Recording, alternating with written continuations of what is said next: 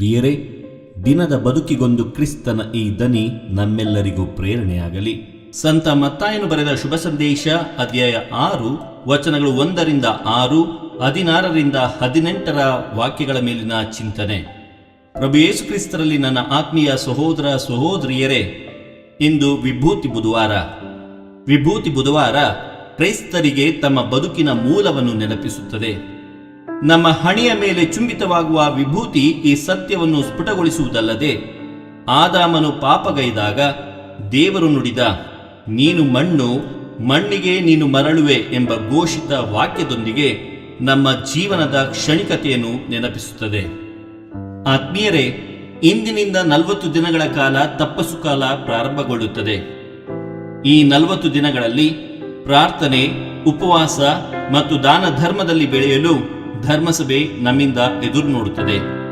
ಆತ್ಮೀಯರೇ, ನಮ್ಮ ಬದುಕನ್ನು ವಿಮರ್ಶಿಸಿಕೊಳ್ಳಲು, ಮರುಪರಿಶೀಲಿಸಲು, ನಮ್ಮ ಪಾಪಗಳನ್ನು ತ್ಯಜಿಸಿ ಅವುಗಳಿಂದ ದೂರವಿರಲು ಮತ್ತು ದೇವರು ನಮಗೆ ದಯಪಾಲಿಸಲು ಅಪೇಕ್ಷಿಸುತ್ತಿರುವ ಸದ್ಗುಣಗಳಲ್ಲಿ ಬೆಳೆಯಲು ನಮಗೆ ಪ್ರತಿ ವರ್ಷವೂ ಈ ಸಮಯ ಬೇಕಾಗುತ್ತದೆ.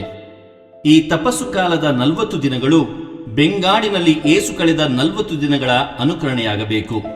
ವಾಸ್ತವವಾಗಿ ಏಸು ಬೆಂಗಾಡಿನಲ್ಲಿ ಈ 40 ದಿನಗಳಲ್ಲಿ ಹೇಗೆ ಪ್ರಾರ್ಥಿಸಿದರು, ಹೇಗೆ ಉಪವಾಸ ಮಾಡಿದರೋ ಅದೇ ರೀತಿ ನಾವು ಪ್ರಾರ್ಥಿಸಬೇಕು, ಅದೇ ರೀತಿ ನಾವು ಉಪವಾಸ ಮಾಡಬೇಕು ಎನ್ನುವುದಕ್ಕಿಂತ ಹೆಚ್ಚಾಗಿ ಈ ಸಮಯದಲ್ಲಿ ಯೇಸುವಿನೊಂದಿಗೆ, ಯೇಸುವಿನಲ್ಲಿ ಮತ್ತು ಯೇಸುವಿನ ಮೂಲಕ ಬದುಕಲು ಕಲಿಯಬೇಕು. ಆತ್ಮೀಯರೇ, ನಾವು ಪ್ರವೇಶಿಸಲು ಕರೆಯಲ್ಪಟ್ಟಿರುವ ಈ 40 ದಿನಗಳ ಬೆಂಗಾಡಿನ ಅನುಭವವು ನಮ್ಮ ಸುತ್ತಮುತ್ತಲಿರುವವರ ಕಣ್ಣುಗಳಿಗೆ ಗೋಚರಿಸದಿರಬಹುದು, ಆದರೆ ದೇವರಿಗೆ ಅದು ಗೋಚರಿಸುತ್ತದೆ. ನಾವು ಪ್ರವೇಶಿಸಬೇಕಾದ 40 ದಿನಗಳ ಬೆಂಗಾಡಿನ ಅನುಭವ ನಮ್ಮನ್ನು ಆಳವಾದ ಪ್ರಾರ್ಥನೆಗೆ ಸೆಳೆಯುವ ಮೂಲಕ ನಮ್ಮನ್ನು ಪರಿವರ್ತಿಸುತ್ತದೆ. ದೇವರಿಂದ ನಮ್ಮನ್ನು ದೂರವಾಗಿಸುವ ಪ್ರತಿಯೊಂದರಿಂದ ನಮ್ಮನ್ನು ಬೇರ್ಪಡಿಸುತ್ತದೆ ಮತ್ತು ನಾವು ಪ್ರತಿದಿನ ಪರಸ್ಪರ ಭೇಟಿಯಾಗುವವರೊಂದಿಗೆ ಪ್ರೀತಿಯನ್ನು ಮೂಡಿಸುತ್ತಾ ನಮ್ಮ ಹೃದಯವನ್ನು ಆ ಪ್ರೀತಿಯಿಂದ ತುಂಬುತ್ತದೆ. ಆತ್ಮೀಯರೇ, ಈ 40 ದಿನಗಳಲ್ಲಿ ನಾವು ಪ್ರಾರ್ಥಿಸಬೇಕು. ನಿಜವಾಗಿ ಹೇಳುವುದಾದರೆ, ನಾವು ಬಲಿಪೂಜೆಯಲ್ಲಿ ಪಾಲ್ಗೊಳ್ಳುವುದು ಮತ್ತು ಪ್ರಾರ್ಥನೆಗಳನ್ನು ಗಟ್ಟಿಯಾಗಿ ಜೋರಾಗಿ ಹೇಳುವುದಕ್ಕಿಂತ ಹೆಚ್ಚಿನದಾಗಿ ಪ್ರಾರ್ಥನೆ ಎನ್ನುವುದು ನಮ್ಮ ಆಂತರಿಕ ಮಟ್ಟದಲ್ಲಿ ದೇವರೊಂದಿಗೆ ಒಡನಾಟದಲ್ಲಿರುವುದಾಗಿದೆ. ಪ್ರಾರ್ಥನೆಯಲ್ಲಿ ನಾವು ದೇವರೊಂದಿಗೆ ಮಾತನಾಡುತ್ತೇವೆ, ಹೌದು, ಆದರೆ ಅದಕ್ಕಿಂತ ಹೆಚ್ಚಾಗಿ ನಾವು ದೇವರು ಹೇಳುವುದನ್ನು ಆಲಿಸುವವರಾಗಬೇಕು, ಕೇಳುವವರಾಗಬೇಕು.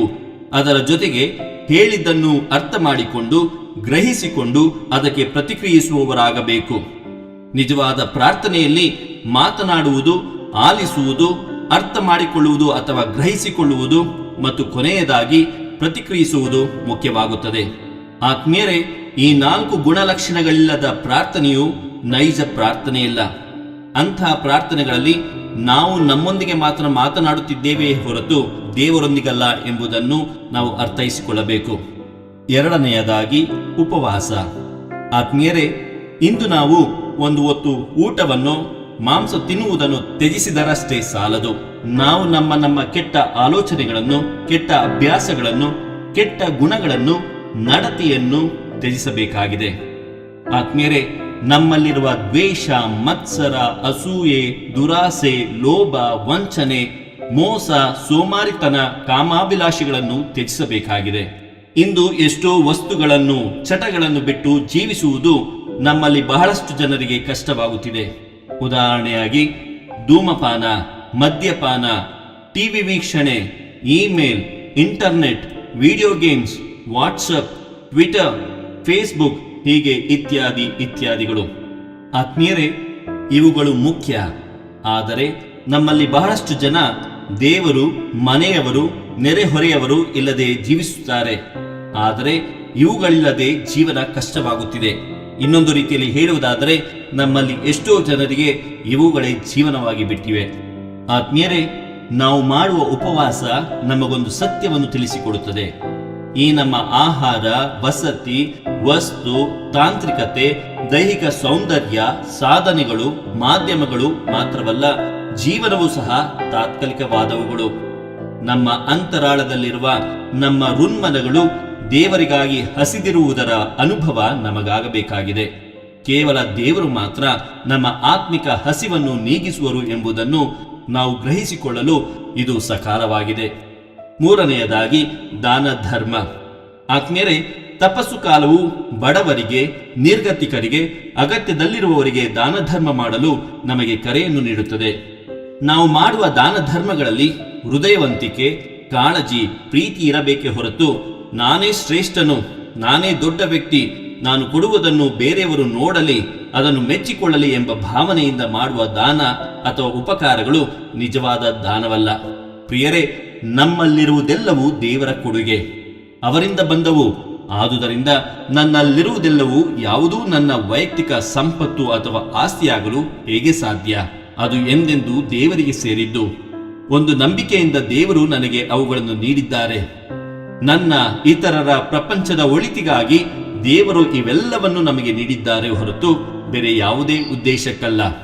ಹೀಗಿರುವಾಗ ದಾನ ಧರ್ಮ ಎನ್ನುವುದು ನಾವು ನಮ್ಮ ಸಂಪತ್ತಿನಲ್ಲಿ ಸ್ವಲ್ಪವನ್ನು ಬೇರೆಯವರಿಗೆ ಕೊಡುತ್ತಿದ್ದೇವೆ ಎಂದುಕೊಂಡರೆ ಅದು ತಪ್ಪು. ಬದಲಾಗಿ ಈ ಪ್ರಪಂಚದ ಸಂಪತ್ತಿನಲ್ಲಿ ಪಾಲು ಹೊಂದಲು ದೇವರು ಬಯಸುವವರೊಂದಿಗೆ ನಾವು ನಮ್ಮ ಸಂಪತ್ತನ್ನು ಹಂಚಿಕೊಳ್ಳುತ್ತಿದ್ದೇವೆ ಹೊರತು ಅಲ್ಲಿ ನಾನು ಭಿಕ್ಷೆಯನ್ನು ನೀಡುತ್ತಿಲ್ಲ ಎಂಬುದನ್ನು ನಾವು ಗ್ರಹಿಸಿಕೊಳ್ಳಬೇಕು. ಯೇಸುವಿನ ಹಿಂಬಾಲಕರಾಗಿರುವ ನಾವು ಈ ಮೂಲಕ ಯೇಸುವನ್ನು ಭೇಟಿಯಾಗುವ ನೈಜ ಮಾರ್ಗ ಇದಾಗಿದೆ.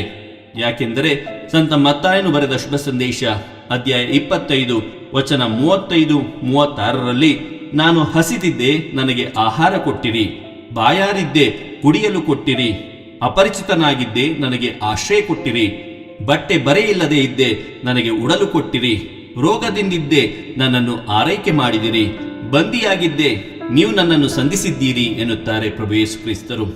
ಆತ್ಮೀಯರೇ, ನಮ್ಮ ದಾನ ಧರ್ಮವು ನಮ್ಮ ಹೃದಯದ ಆತ್ಮದ ಬಡತನದ ಮೇಲೆ ಬೆಳಕು ಚೆಲ್ಲುವಂತೆ ಮಾಡಲಿ. ಬಡವರಿಗೆ, ನಿರ್ಗತಿಕರಿಗೆ, ಅಗತ್ಯದಲ್ಲಿರುವವರಿಗೆ ನಿಜವಾದ ಪರಿಹಾರವನ್ನು ತರಲಿ.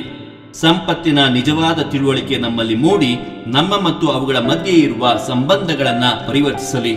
ನನ್ನ ಆಧ್ಯಾತ್ಮಿಕ ಬಡತನವನ್ನು ಗ್ರಹಿಸಲು, ಅವುಗಳನ್ನು ಪೂರೈಸಲು ನಮಗೆ ನೆರವಾಗಲಿ. ದೇವರು ನಮ್ಮೆಲ್ಲರನ್ನು ಆಶೀರ್ವದಿಸಲಿ. ಇದು ದನಿ ಮಾಧ್ಯಮ ಮನೆಯ ಕೊಡುಗೆ. ವಂದನೆಯ ಸ್ವಾಮಿ ಶಾಂತಕುಮಾರ್ ಜೆ, ಬೆಂಗಳೂರು ಮಹಾಧರ್ಮ ಕ್ಷೇತ್ರ. ಪ್ರಿಯರೇ, ಈ ಚಾನೆಲ್ ಅನ್ನು ಸಬ್ಸ್ಕ್ರೈಬ್ ಮಾಡಿ ಪ್ರತಿದಿನ ದೇವರ ವಾಕ್ಯವನ್ನು ಆಲಿಸುತ್ತಾ ಅದನ್ನು ಇತರರೊಂದಿಗೆ ಹಂಚಿಕೊಳ್ಳಲು ನಮಗೆ ನೆರವಾಗಿರಿ. ಧನ್ಯವಾದಗಳು.